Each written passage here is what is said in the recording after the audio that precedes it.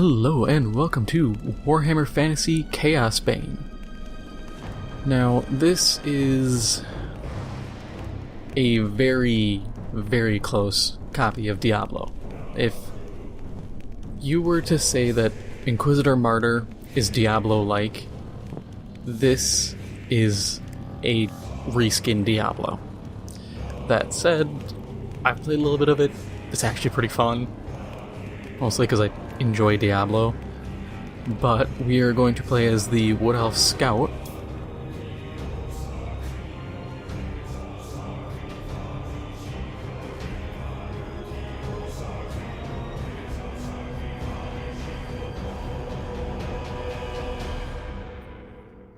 And let's just jump into it, since the only other thing to really show is the difficulty. You know, this to me says Diablo.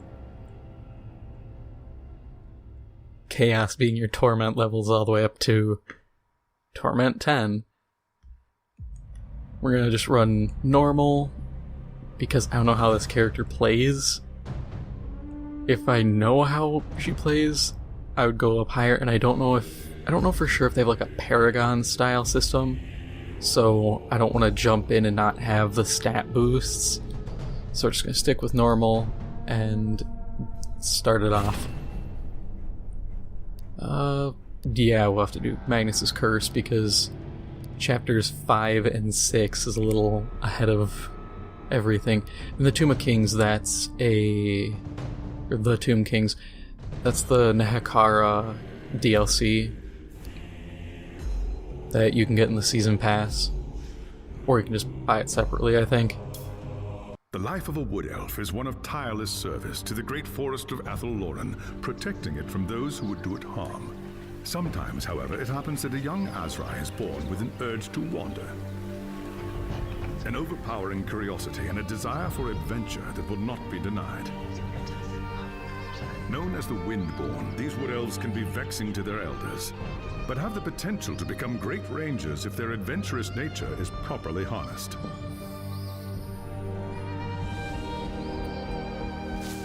And so young Windborn are given leave to wander the wide world for a short period of time, no more than 100 years, to see all they can of the wider world before returning to the Athel Loren and taking up their duties.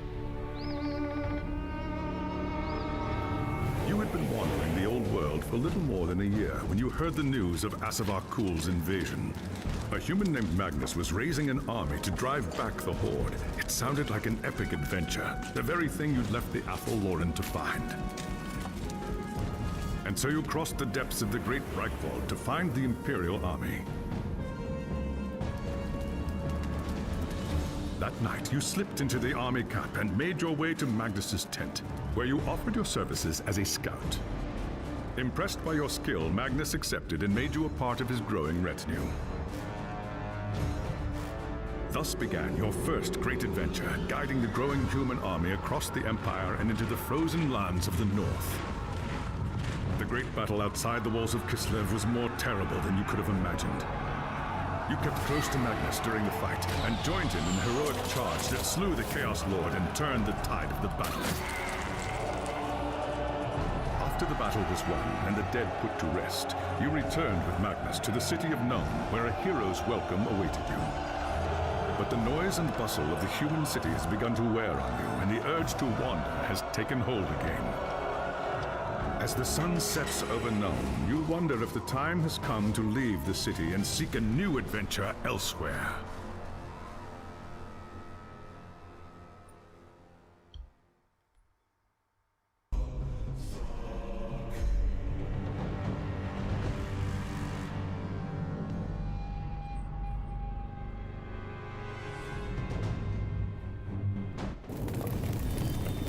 It was an age of lawlessness and despair, a time of dark magic, treachery, and war.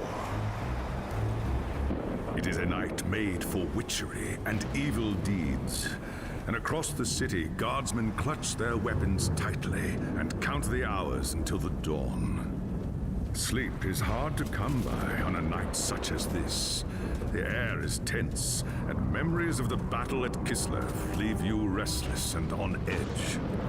Suddenly, a peal of thunder shatters the stillness, followed by a howling wind that shakes the tower to its foundations.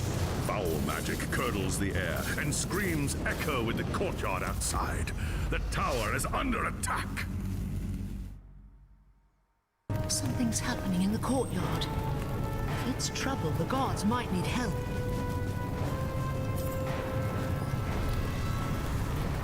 Now, we gotta do with some classic tutorializing here.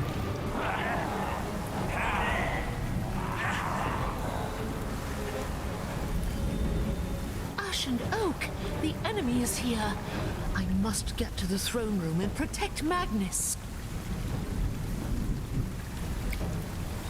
I'll admit the Wood Elf's voice is a little meh. Oh, sick. I can dodge.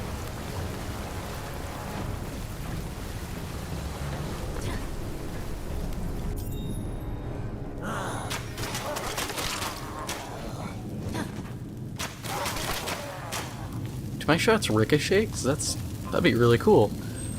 But yeah, so if you know Warhammer Fantasy lore at all, you'll notice Asavar Kul, being the Everchosen, is not the normal Everchosen, and that, for anyone who doesn't know,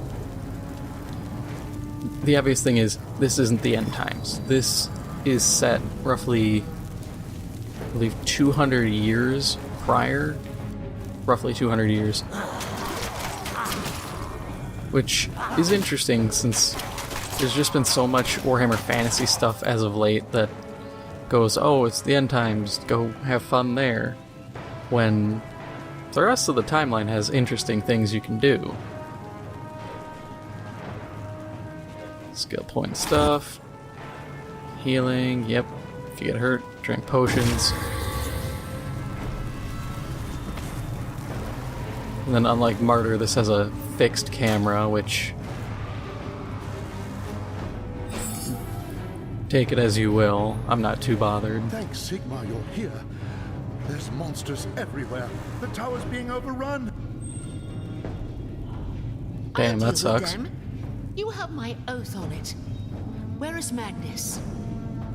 Upstairs in the throne room. There's armor in a chest by the stairs. Take whatever you need, but hurry.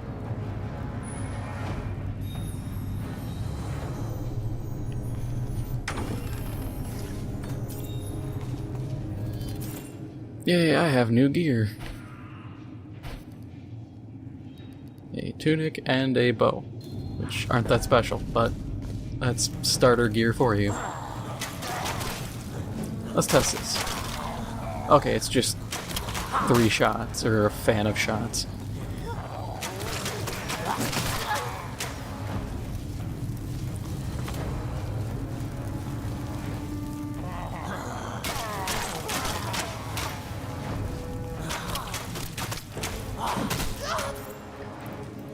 Yep, then the archetype ability.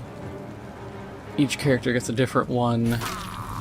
I played as the Dwarf Engineer, and her ability, when you use abilities, you generate heat, and then you can either max out your heat and explode doing steam, like a blast of steam hurting everyone around you, or you can shunt the steam and spray it and deal damage.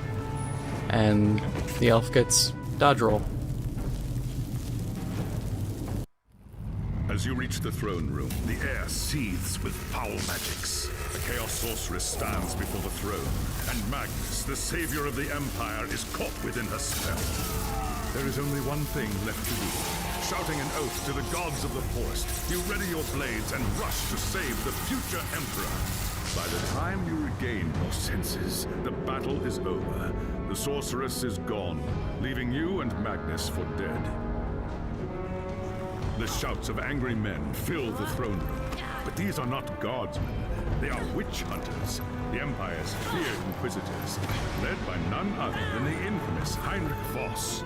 You are under arrest for the murder of the Emperor Magnus, Voss declares. I tried to tell him about the sorceress, but Voss refuses to listen. I see no sorceress here, he shouts. Only you and a room full of dead men. Confess your crimes, elf, Voss threatens. We will have the truth from you one way or another. After a week in the dungeons, you'll tell me everything I want to know. But before the witch hunter could make good on his threat, a commanding voice filled the room. Stop this madness at once! Teclis, lawmaster of the High Elves, regards Voss coldly. Alessa has told you the truth, he said.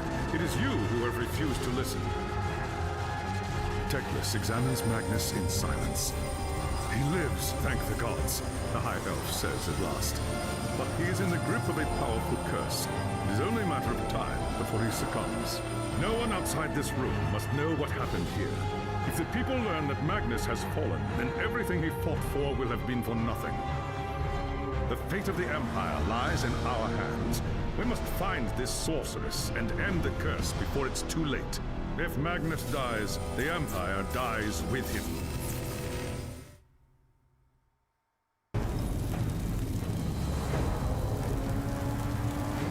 But Magnus gets to float and have green lightning, and that's kind of dope.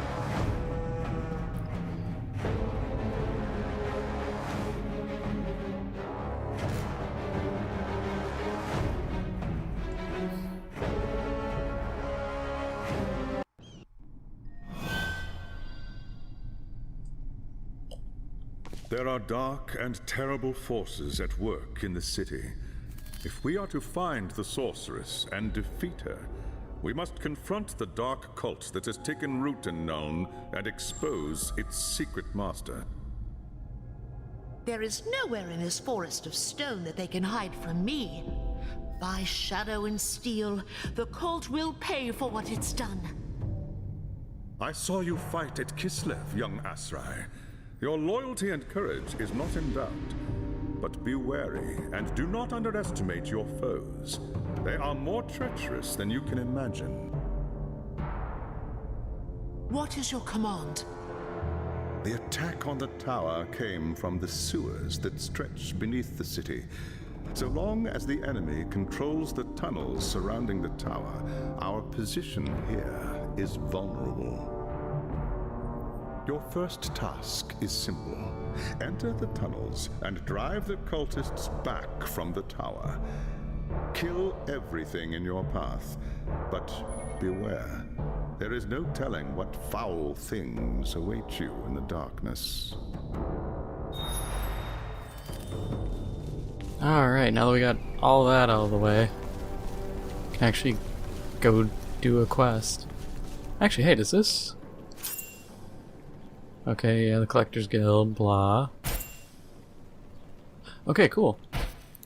So the rep carries over from different characters. So that means I have... Yep, equipping skills. I should have some free passives. Experience bonus.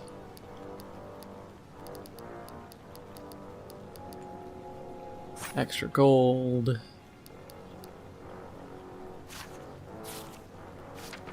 Yep, all my money carried over, all my shards that I have yet to figure out what they do. Oh yeah, and then this thing. Yeah, I'm still trying to figure that out too.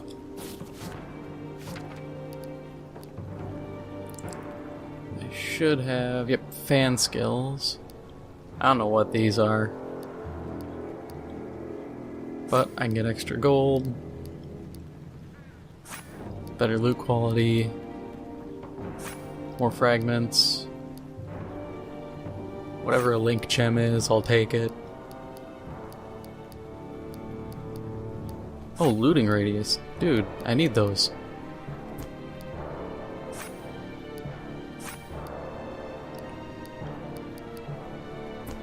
What? I only get one? How dare you, sir? Yeah, and this I think is cool. Main quest invasions, I don't know what those are. Expedition, don't know what that is. Boss rush, I have an idea of what that is. And that's kinda neat.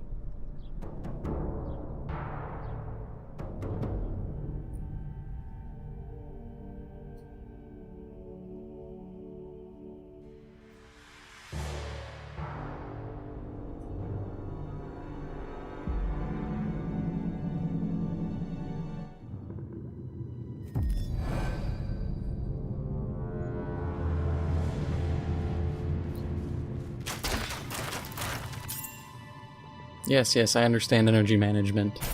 Skills use abilities, some don't. Some generate things.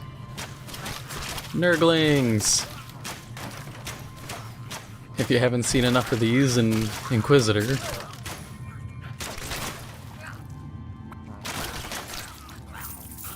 You know, I get why games like to focus on Nurgle, because Khorne is just people who are extremely angry. Tzeentch actually would be kind of cool. And then Slaanesh, everything's half or completely naked, and that kind of can get... You can't get away with that in games.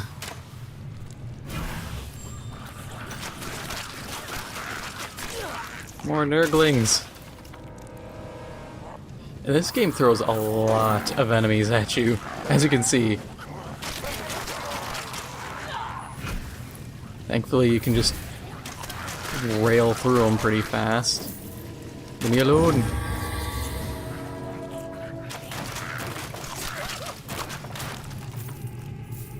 And like I was mentioning before, stuff with the Everchosen. Since I assume some people who watch this don't know what that is, the Everchosen is effectively the leader of chaos in the mortal realm. You have to be the baddest of the bad guys to be given that position, and other people will fight you for it. It is not a title easily given, nor is it easily held.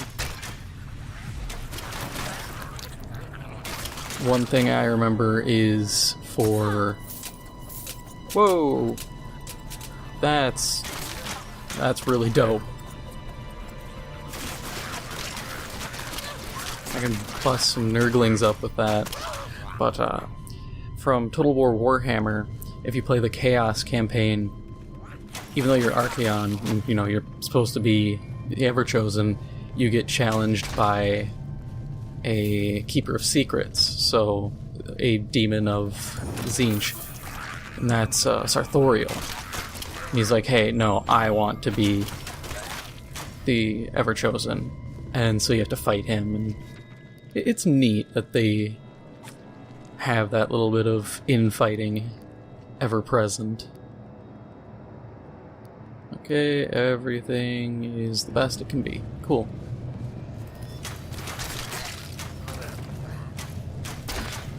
And of course, Chaos functions well, not entirely different, but its organization is different compared to 40k. Because in fantasy, it's a bunch of tribes of effectively wild men, or they're referred to as Norskin because they're essentially just angry Vikings, which is something you'll notice. A lot of Warhammer Fantasy, because it's older than 40k, it's generic fantasy. I mean, you got high elves, dark elves, lizard men, wood elves, humans, dwarves, orcs, the classics, and vampires, among others. There's a lot of other factions out there. But you'll notice, like, I keep forgetting to hit that button. I'm used to having to reload for some reason, and my mind just isn't letting me forget it. But the big thing is, you'll notice a lot of the naming is not the most creative. Like, there's a race that's effectively the Japanese, way to the east of the old world, barely touched on because they wanted to rush into Age of Sigmar, which was quite literally called Nippon. You know, Japan in Japanese. They have Cathay, which is supposed to be China. I believe it was Ind, which was India. And like, they don't hide that they're pretty much just copying things, which isn't terrible, but once you notice it, you can't stop looking at it. there was a lot of the Empire of Man is it's Germanic. Altdorf, Talabheim, Dietershafen, or Dietershafen, so it's Dietershaven, effectively. There's a lot of the cities. I think I said Grunberg? I don't remember. I'm kind of just trying to race through all the towns in my head. But you look at them, and that's how they are. Then you have Britannia, which is effectively England and France during the Dark Ages mushed together. They have the Lady in the Lake, or Lady of the Lake, so it's Arthurian legend. Combined with, they got the Green Knight. It's Britannia, for God's sake. When you have cities like Longueuil, Carcassonne. There's other ones I'm just spacing. But they're all... I don't want to use the word shameless because that's not really... That's a bit more antagonistic than I mean to be. They're just very direct in their references. Which isn't bad. It's just, like I said, it's funny when you notice them, because the vampire counts they had, I think some of the earliest vampires, I think it was like Otto von Dracula. There was...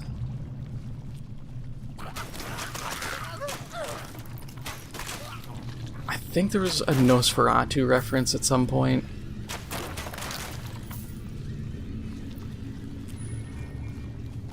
I mean, they're effectively kind of what the Necrarchs are, which are vampires that are super nerds, effectively. They're the best spellcasters.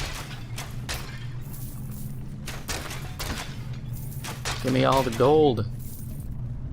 I want gold!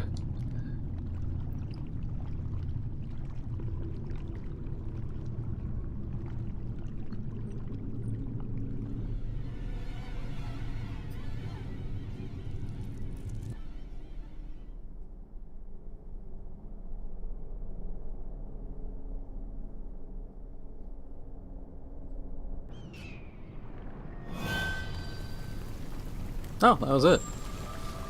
I forget how short that mission is. Do I have anything better for anything? Maybe? Pants? No. Ooh, better ring. What about you? Can I... Nope. Well, I'm just gonna quick hand off everything then. Because I don't even know where the guy to sell stuff to is. Trade all. Yay! Now let's return to Teclis. Cleared out the sewers. Bunch of nurglings. There's a bunch of gunk in there. You might need to clean that out. I've hunted the foe in the reeking depths, High Lawmaster. The tower is safe for now, but there are signs of still more enemies lurking deeper in the sewers.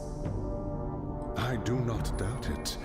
The servants of Nurgle flourish in darkness and filth. Our battle against the cult has only just begun. You have done well, Elisar. Return to me when you are ready for your next task. Yay, experience and money.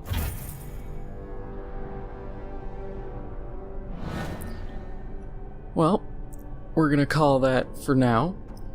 If you enjoyed this episode and want to see more, please make sure to hit the like button. It helps out the channel a lot. If you're new, please make sure to hit the subscribe button. Thank you for watching, and I'll see you in the next one.